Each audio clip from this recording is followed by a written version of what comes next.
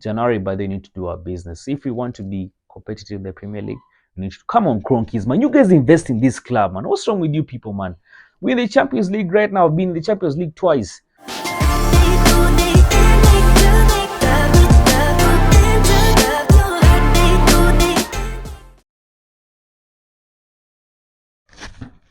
Yes, how's it going, people? Match preview time this weekend. Actually, early kickoff, 3:30 p.m. East African time. We're basically facing Newcastle United. So it's Newcastle United versus Arsenal, and this is more like revenge mission settings. You basically need to get that, but in your mind, Arteta, this is more like a revenge mission kind of game for us. Because if you remember very well, last season, let me actually just refresh your memory. You look back, and I think that game, by the way, were cheated. That is just the truth. I know it's not an excuse by there to blame the referees, because apparently these referees, by their shit, they're affecting the whole Premier League. But looking back specifically at that game, if that game was ref properly, then probably at the end of the season we'd actually been having a different conversation. Because if you remember very well, I think the first goal that was it Anthony Gordon who scored? Anthony Gordon, he basically got the ball also the line. The goal was given. The second goal was by Joe Linton. Of course, he fouled Gabriel Magalhaes. And you know what these guys actually did? They apologized later. And eventually, you look back, you know, those tiny details. You look back at those tiny details, and those are some of the games that actually cost us the Premier League. But listen, really can't blame the... Okay, the referee is not an excuse, because these guys are shit. They're messing up everybody. So just do your job early, do your business early, win the game. And this is actually a tricky game. It's a tricky game because, well, Newcastle, but they've not been really turning up this season. This season, actually, but I feel like they're not really a threatening side. Teams actually been going easy past them. Unlike, you know, a year back. I mean, Eddie Howe, but they'll prepare that team properly. But right now, looking at Newcastle United, they're not really a threatening side. And of course, they have some players who actually currently back in the team. Most recently, I think Isak Bade came from an injury, and you know, that's one threatening, attacking player. And if he gets you napping, then that's it. That means actually by there our defense need to set it up well. I'll actually get into the predicted lineup later on, but in simple terms, Newcastle not an easy side. Of course, not really having a good season as far as what we've seen is concerned. But when they turn up, they're always a dangerous side. They have quite some, you know, interesting players. Bruno Guimaraes, one dirty player. If you remember very well, actually that's another player that I forgot to even mention. Last season, very aggressive. You know, kept on bullying Jorginho the whole time, fouling Jorginho. Never actually got a yellow card or a red card. Yeah, so they have quite some interesting players and tough players. Trippier, Anthony Gordon. I mean, Newcastle, by the way, when they get the switch on, these guys can actually give you a rough side. And they're quite a physical side. Dan Burn, players like Dan Burn, very, very physical players. And the good thing is, right now, on our side, we also have very physical players. I mean, even if you look at our team, you might actually think this is a basketball team. So this is a must-win game, because I can't imagine us dropping any more points. I mean, look at it from this perspective. How many draws have we had this season? 3 draws already. Yeah, those are like 6 points we've dropped. Yeah, we've lost one game, the Bournemouth game. So this is a must-win game, because worst case scenario, just imagine a situation whereby you've lost the game.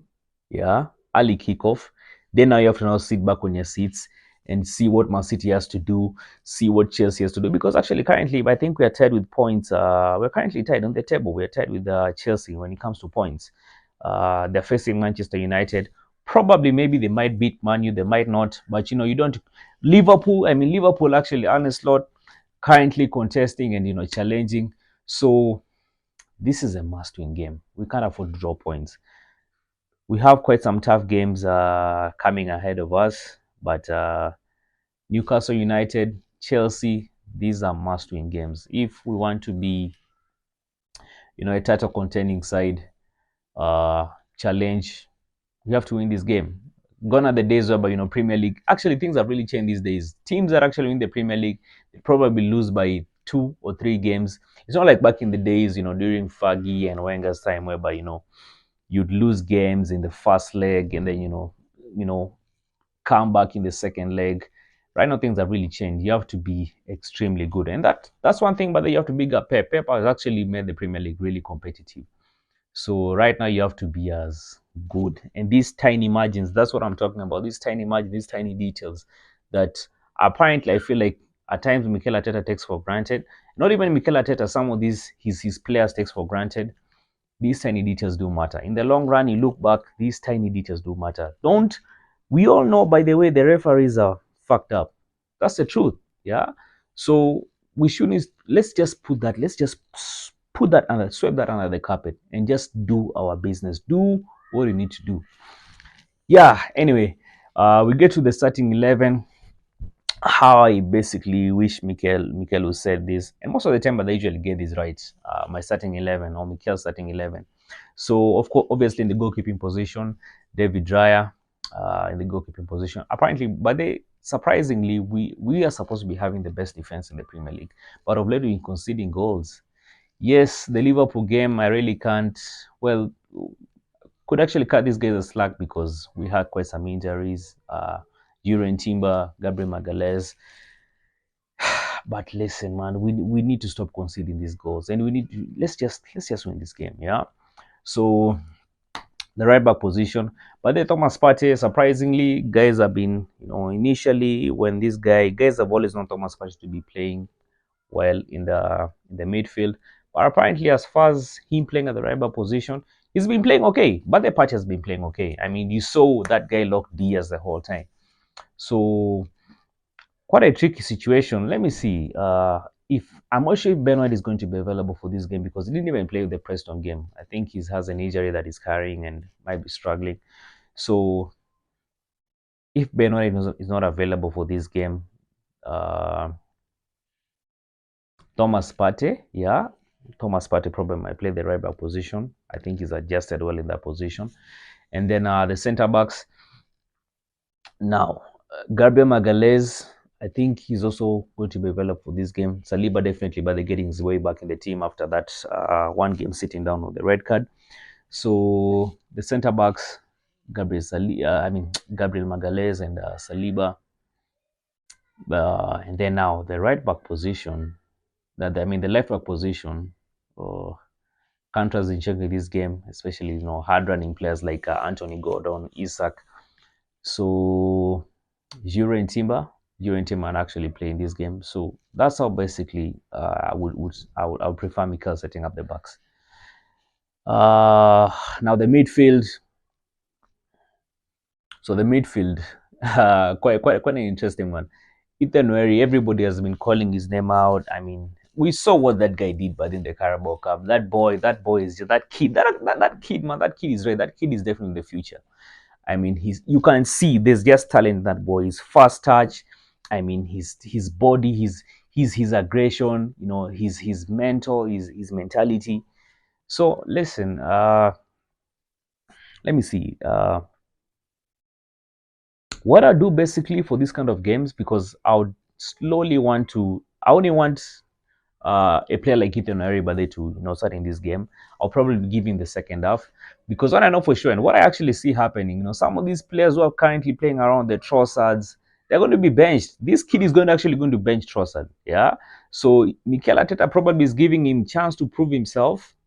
If he's not really worthwhile, then I think Ethan Nwaneri is going to bench him eventually.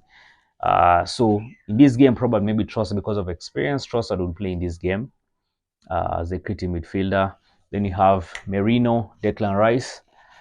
Well, Merino, by the way, I think he's settling and gelling he's currently settling in the Premier League. Had a very good game against Liverpool. Also had a good game over midweek with Preston. The forwards, definitely Bukayo Saka on the right side.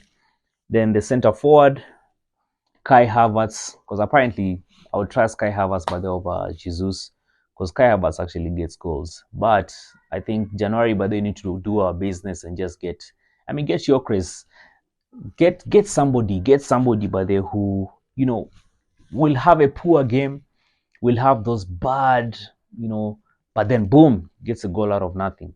Yeah, so January, but they need to do our business. If we want to be competitive in the Premier League, we need to come on, Cronkies, man. You guys invest in this club, man. What's wrong with you people, man?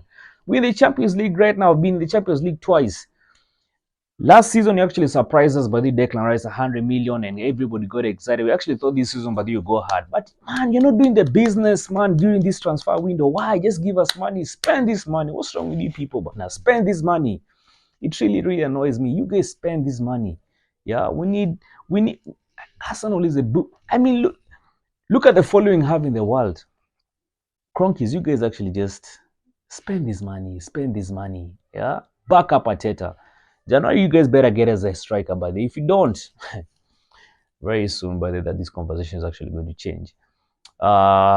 Anyway, sorry with that little rants. That aside, so the left wing side, I'll play. But then Martinelli has not been. He's been very poor. He's not been. He's not been. He's not been himself. So, but who to play in his position? I'll play Martinelli ahead of Jesus, because Jesus also can play in that position. Sterling can also play in that position. Man, Sterling, this is not Chelsea. I think we've been telling you this for the longest time. You better get a grip. So this guy, if things are not working, but they better just anyway. Good thing is we're not losing anything, but they're from him. He's on loan. If it's not worthwhile, just fuck off back to Chelsea. Yeah, so that is my starting 11. Anyway, drop your thoughts in the comment section. Let me know what you think. Let me know how you basically want Mikel Arteta to set up this team. My score prediction, 2-0 to the Arsenal. Yeah, let me know your score prediction. We'll be live streaming the game at 3:30 p.m. East African time, and I'll be seeing you guys then. Come on, you Gunners.